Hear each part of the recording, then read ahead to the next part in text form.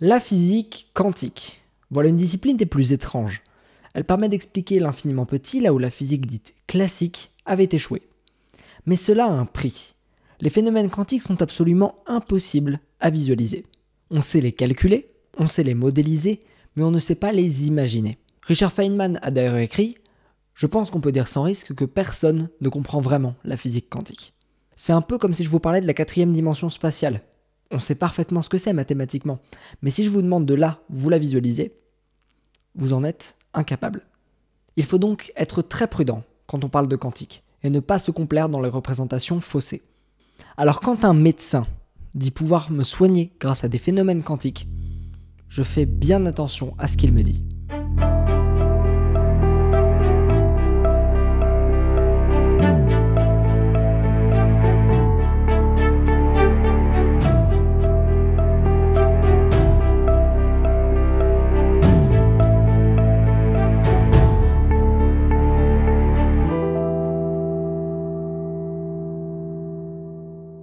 Je vous présente Hervé Staub, figure de proue de l'aromathérapie.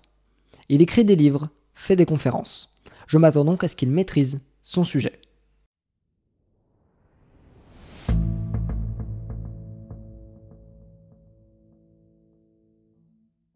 Les premiers alambics ont quand même été découverts il y a 5000 ans, donc au Pakistan, ce qui fait que ça remonte quand même à pas mal loin. Il fait ici un appel à l'ancienneté. J'y reviendrai dans une prochaine vidéo, mais en bref, il s'agit de vanter une pratique parce qu'elle est ancienne.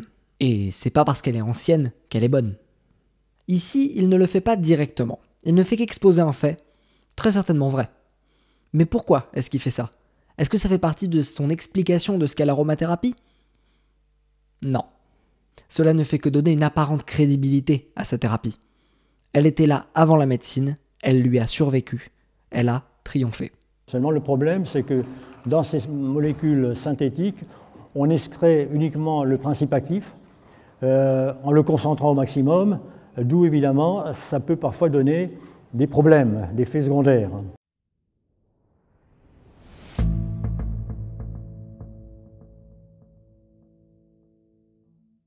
Et puis, au départ, bien sûr, cette connaissance était intuitive, souvent entachée d'erreurs, c'est vrai, parce qu'on ne connaissait pas comme maintenant les propriétés. Elle s'est affinée évidemment au fil des siècles. C'est bien ça. Comme je le disais dans mon tout premier épisode, la remise en question, qui est au fondement de la science, est ce qui lui donne sa force. Donc oui, ça je trouve ça plutôt rassurant.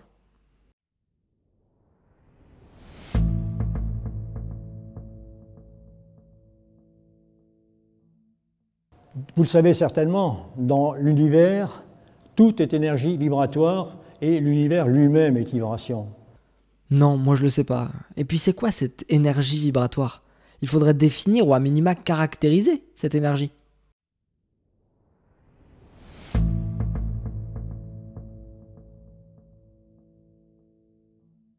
Tout est vibration, toute chose possède une fréquence vibratoire. Bon, j'annonce, il va y avoir un peu de calcul. Donc soit vous admettez que ce qu'il dit est parfaitement incohérent et vous vous rendez à ce timecode, soit vous subissez quelques minutes de calcul pas bien méchant. On y va? Le docteur Staub fait ici référence à l'hypothèse de De Broglie qui dit ceci. Toute particule peut avoir une longueur d'onde associée donnée par la formule suivante. Lambda égale h sur p. Lambda étant la longueur d'onde, h c'est la constante de Planck et p la quantité de mouvement de la particule. Donc oui, on peut associer une onde à de la matière, mais cela ne se fait qu'à un niveau microscopique. Ça n'a aucun sens de le faire pour des objets à notre échelle. En effet, plus l'échelle augmente, plus les masses en jeu augmentent. Or, P égale V fois M. Donc P, la quantité de mouvement, V, la vitesse du corps, et M, sa masse. Les quantités de mouvement deviennent beaucoup trop grandes. Les longueurs d'onde deviennent alors très petites, et les phénomènes ondulatoires deviennent négligeables. Un exemple. Je vais calculer ma longueur d'onde de De Broglie quand je me déplace à 5 mètres par seconde. Cet exemple est adaptable à tout objet macroscopique. Je pèse 60 kg, donc P égale 300 kg mètres par seconde. À présent, lambda égale h sur p égale 2 fois 10 puissance moins 31 mètres. Cette longueur d'onde est beaucoup trop petite. Les phénomènes ondulatoires ne peuvent pas apparaître. Et heureusement, j'ai pas envie de diffracter en passant une porte. Par contre, les ondes sonores ou radio peuvent diffracter en passant une porte, parce que leurs longueurs d'onde peuvent être de l'ordre du mètre. Et pour tous les petits malins qui auraient envie de me dire Oh ben dans ce cas-là, moi je bloque mon objet au sol, la vitesse est quasi nulle, la quantité de mouvement est très faible, donc la longueur d'onde est très grande. C'est QFD. D'abord, c'est pas la peine d'adopter ce ton méprisant. Et ensuite, la constante de Planck est tellement petite que même un déplacement de quelques micromètres par seconde n'est pas assez petit pour conférer aux objets macroscopiques un comportement ondulatoire. Faites le calcul, hein, et vous verrez par vous-même.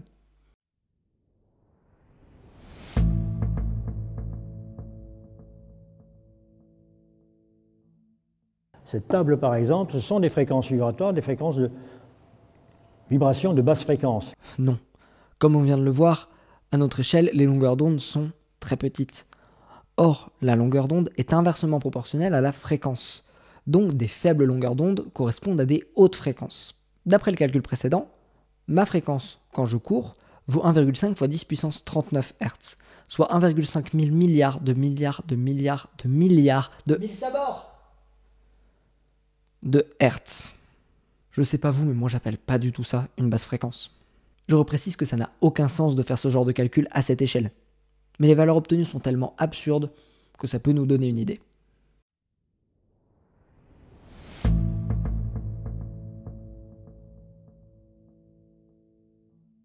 La physique nous apprend qu'il y a plus de vide que de plein, d'ailleurs. C'est vrai, oui. Les particules constitutives d'un atome occupent un volume négligeable de celui-ci, laissant une grande majorité de vide. Bon, en vrai, on n'appelle pas ça du vide. Au niveau quantique, c'est beaucoup plus compliqué. Des histoires de fluctuations que je ne vais pas du tout détailler ici. Mais ce qu'il dit peut correspondre à ce qu'on peut entendre au lycée, par exemple. Et là, on touche un peu du doigt le problème de beaucoup de pseudosciences. Ils enrobent leur discours de vrais faits scientifiques pour donner de la crédibilité au reste. Ici, ils donnent de vraies infos que ceux qui sont un peu intéressés à la physique quantique ont vaguement entendues, et du coup, ceux-là se disent qu'ils maîtrisent son sujet. Mais c'est pas en collant un autocollant V8 derrière un multiplat qu'on en fait une bête de course.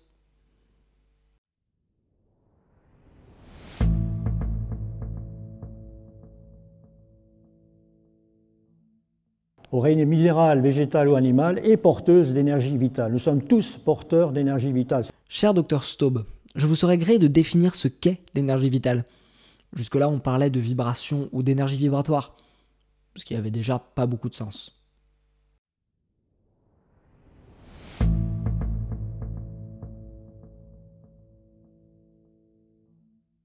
Donc cette énergie vitale se traduit par la présence d'un champ électrique et ou électromagnétique. Il parle ici de champs électriques ou électromagnétiques. On retiendra ça pour plus tard.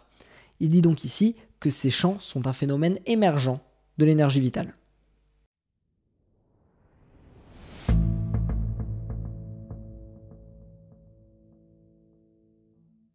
Et puis il existe aussi d'autres champs notamment ce qu'on appelle les champs scalaires.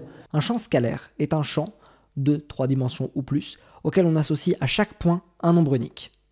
Ceci peut s'opposer par exemple au champ vectoriel, qui associe à chaque point un vecteur. La carte des vents, les champs magnétiques, électriques, gravitationnels sont des champs vectoriels.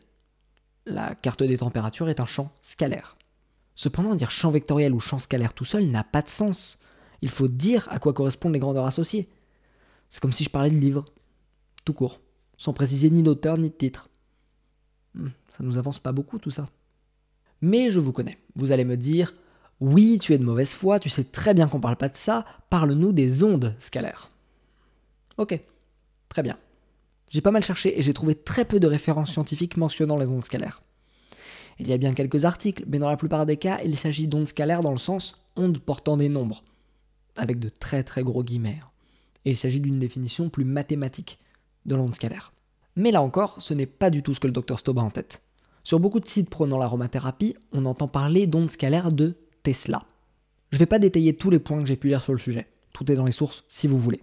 Mais pour résumer, un scientifique du nom de Constantin Meil affirme l'existence d'ondes allant plus vite que la lumière. Un autre article trouve cette conclusion contestable. Dans tous les cas, cela semble correspondre à des phénomènes de nature électrique et magnétique, donc on y reviendra un peu plus tard. Et au passage, l'existence d'informations allant plus vite que la lumière contredit complètement la théorie de la relativité d'Einstein. Donc pour justifier scientifiquement l'existence de ces ondes, il faut invalider, au moins partiellement, la théorie d'Einstein. Et ça, c'est pas pour demain.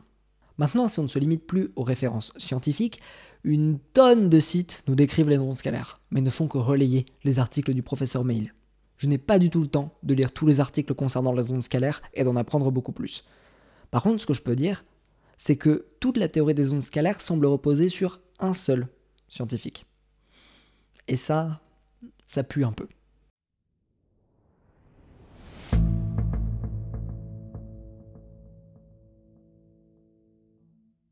Voilà, quelques exemples. Fréquence d'huile essentielle. Vous voyez que la plage vibratoire des huiles essentielles, et ça c'est des mesures qui ont été faites par un chercheur américain, Bruce Tainio. Là, on s'attaque à du gros morceau. Pour commencer, un peu de contexte. Bruce Tainio aurait fabriqué une machine, le BT3 Frequency Monitoring System ou Frequency Calibrated Monitor, qui permet de mesurer la fréquence de divers objets. Ici, il a mesuré des fréquences d'huiles essentielles et d'organes. Il a publié ses résultats et on les retrouve dans la conférence. À noter qu'ils sont de l'ordre du mégahertz. Naturellement, je suis allé chercher et je n'ai trouvé aucun article signé par Bruce Tainio. Je ne sais pas comment il a publié ses résultats, ni présenté son protocole. La seule information que j'ai pu trouver est un document dont 80% des sources ne fonctionnent plus et la seule source encore disponible ne nous apprend rien sur le protocole de Tainio. Il existe sur internet qu'une unique image de sa machine, que voici, mais elle ne nous apprend rien sur son fonctionnement.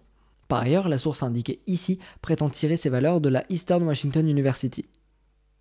Cependant, quand on cherche sur leur site, Bruce Tainio et ses mesures n'y sont mentionnés nulle part. Enfin, l'appareil qui un temps était disponible à la vente ne l'est plus. Bilan, Bruce Tainio a trouvé ses mesures on ne sait comment, son protocole ne peut être ni vérifié ni répliqué. En bref, toutes ces mesures sont aussi fiables qu'un ado qui parle de la taille de sa verge. Mais regardons quand même. Les données, pas la verge. C'est gênant. D'abord, demandons-nous à quoi correspondent ces fréquences. Que sont ces ondes? En fait, quelqu'un s'est déjà posé la question et l'a publié sur Quora. Je vous lis la réponse d'un praticien d'acupuncture. La fréquence du corps humain n'est pas une invention des pseudomédecines. Il existe de nombreuses études scientifiques et livres sur le sujet qui prouvent que notre corps émet une certaine fréquence selon divers facteurs. Dans la médecine chinoise, cela s'appelle le qi, énergie vitale. Son niveau est très instable et varie facilement dans notre monde moderne. D'un point de vue physique, cela s'observe à travers les niveaux d'énergie. Parfois, on se sent patraque sans avoir fait d'activité fatigante. C'est l'énergie basse fréquence. L'acupuncture favorise la stabilité de votre qi pour ne pas ressentir ces baisses d'énergie. Je trouve ces discussions très claires d'un point de vue scientifique. On a alors le droit à 3 liens. Le premier renvoie vers une discussion autour de la question suivante. Peut-on assimiler le corps humain à un système poids-ressort et calculer sa fréquence de résonance mécanique? C'est une question très intéressante et tout à fait scientifique, mais ce que Bruce Tainio mesure, ce ne sont pas des ondes mécaniques. Une onde mécanique, c'est une onde qui fait bouger de la matière, comme par exemple les séismes ou le son. Le deuxième lien renvoie vers un article sur la fréquence de résonance naturelle des objets. Il s'agit d'ondes sonores, donc mécaniques, donc pas ce qu'on cherche. Le troisième article est plus à propos, en particulier ce passage. Le corps humain émet de la lumière, de la chaleur, de l'énergie acoustique, possède des propriétés électriques et magnétiques et peut aussi générer une énergie qu'il est difficile de définir par la physique ou la chimie. On va y aller dans l'ordre. Le corps humain émet effectivement de la lumière, de l'infrarouge par radiation thermique. Cependant, les fréquences en jeu sont de l'ordre du térahertz. Donc c'est pas ça. Il émet de la chaleur, la peau chauffe l'air à son contact. Mais là, c'est pas des ondes. Il émet effectivement des ondes mécaniques, il bouge, il parle. Mais les fréquences que le corps humain émet, si on exclut la voix, ne dépassent pas le kilohertz, et encore je suis très généreux. Donc, c'est toujours pas ça. Il interagit avec les champs électriques et magnétiques, car de l'électricité circule. Mais c'est totalement négligeable, et ce ne sont pas des ondes. Donc, si ces ondes existent, elles appartiennent à la dernière catégorie. Et peut aussi générer une énergie qu'il est difficile de définir par la physique ou la chimie. Je trouve ces discussions très claires d'un point de vue scientifique. C'est contradictoire, vous trouvez pas? Et est-ce que ce sont des ondes scalaires? Bruce Tainio ne l'évoque jamais. Et de toute manière, on n'a aucune raison de penser que ces ondes existent. Donc, résultat de tout ça, on ne sait pas comment Bruce Tainio a trouvé ces mesures. On ne sait même pas si ces ondes existent. Son tableau n'a aucune valeur scientifique.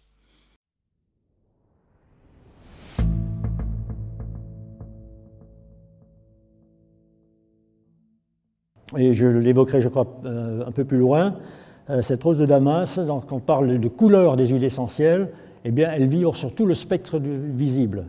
Il fait maintenant le lien avec les ondes lumineuses, électromagnétiques. Les fréquences de celles-ci vont de 400 Thérahertz à 800 Thérahertz environ. Les basses fréquences correspondent au rouge et les hautes fréquences correspondent au violet. Ces fréquences ne collent pas du tout avec les supposées fréquences vibratoires des huiles essentielles. Putain, c'est dur à dire.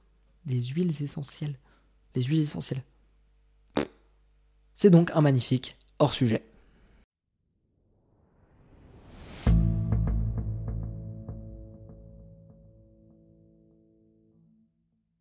Alors il y a des travaux de la fin du XXe siècle qui ont montré que les huiles essentielles constituées d'un grand nombre de molécules donnent ou captent des électrons.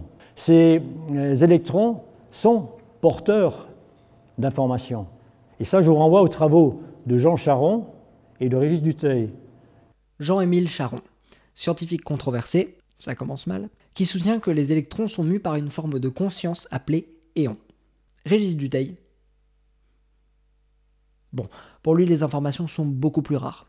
Tout ce que je sais à son sujet, c'est qu'il a écrit 2 livres, que je ne les lirai pas, et qu'il pensait que la conscience était distincte du corps. Je n'ai trouvé aucune étude scientifique dont il serait l'auteur. Dans les 2 cas, on retrouve une thèse contre le matérialisme.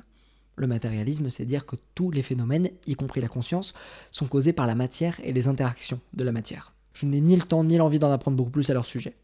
Tout ce que je peux dire, c'est que ces thèses ne font pas du tout consensus dans la communauté scientifique, et qu'on ne peut pas l'affirmer de manière aussi certaine. Tout comme ça. Et donc, dans un électron qui est un micro-trou noir, et pour certains, dans un seul électron, vous avez toute l'histoire de l'univers.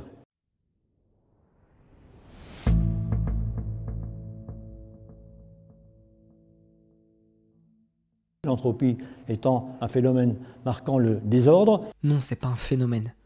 C'est une grandeur caractérisant un système. C'est pas grand-chose, hein, mais ce sont tous ces petits détails qui me font me dire que ce monsieur ne sait pas du tout de quoi il parle.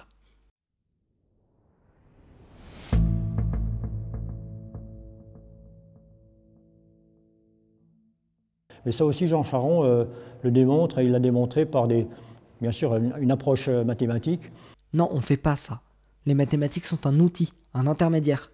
En aucun cas on ne peut montrer une réalité physique de manière purement mathématique. Ce ne sont que des modèles qu'il reste à confronter à la réalité.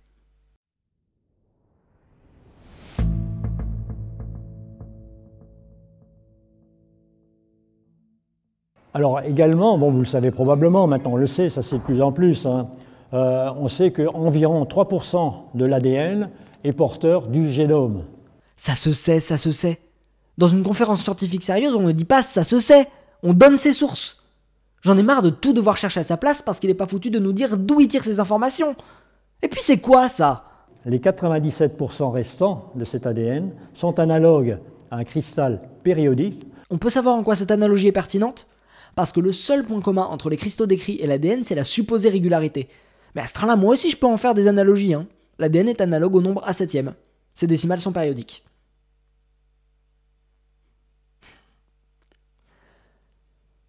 Pardon. Je me suis un peu emporté. Reprenons.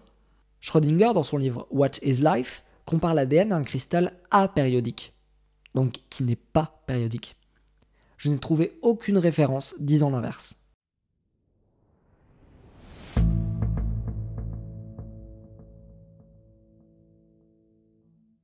Nous sommes là vraiment sur un circuit électronique, un circuit vibratoire, un circuit oscillant, pardon, constitué d'inductance et de capacité. Hein. Bobine d'induction, condensateur, là c'est en parallèle, vous avez ces différentes dispositions, et en série. Et là on retrouve analogiquement, vous avez les bases puriques et pyridiques qui sont symbolisées par ces condensateurs que vous avez là. Ce n'est pas parce que l'ADN ressemble à une bobine et que les nucléotides ressemblent à des condensateurs que ça fait de l'ADN un oscillateur. Il est vrai qu'une bobine et un condensateur en série forment un oscillateur. On appelle ça un circuit LC. Mais ça ne veut pas dire que l'ADN est un oscillateur. D'abord, il n'y a pas d'électricité qui traverse l'ADN. Et ensuite... Mais non, il n'y a pas d'ensuite, ça suffit largement ce que je viens de dire. L'ADN n'est pas un circuit électronique. Ça n'a aucun sens de faire une analogie sur la base de la vague ressemblance entre deux trucs.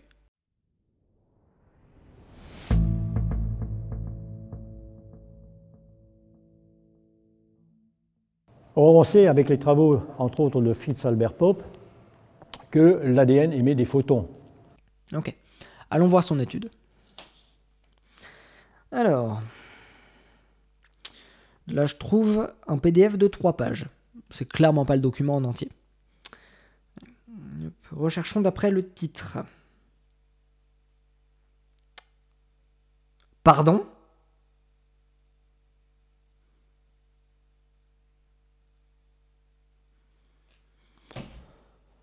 On va faire ça, c'est mieux.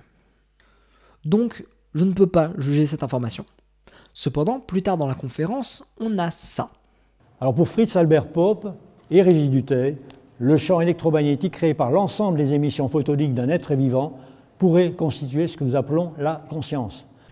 Ce que ces scientifiques ont montré, par la publication d'études, sont des données qui appartiennent à la science. Ça ne signifie pas que c'est vrai, mais l'existence et les résultats de ces expériences sont des connaissances. Par contre, l'interprétation qu'ils ont de ces résultats, c'est pas scientifique, c'est une opinion. S'ils veulent que ça devienne des données scientifiques, ils doivent faire des études sur ce sujet-là, sur l'interprétation qu'ils ont.